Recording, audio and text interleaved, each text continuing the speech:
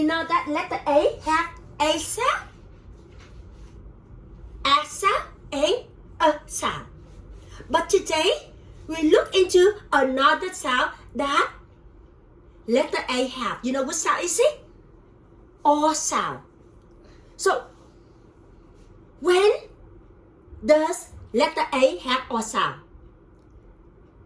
There are 3 positions that letter A has O sound.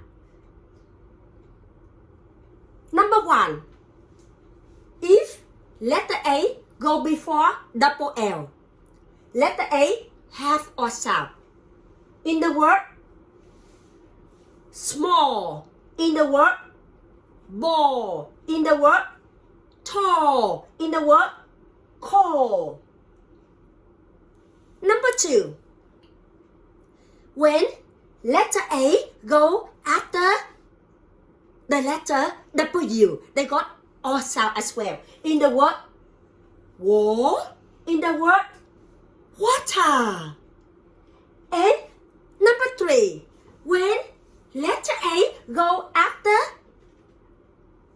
Q and U, they got O sound as well. In the word aquarium, in the word quarter.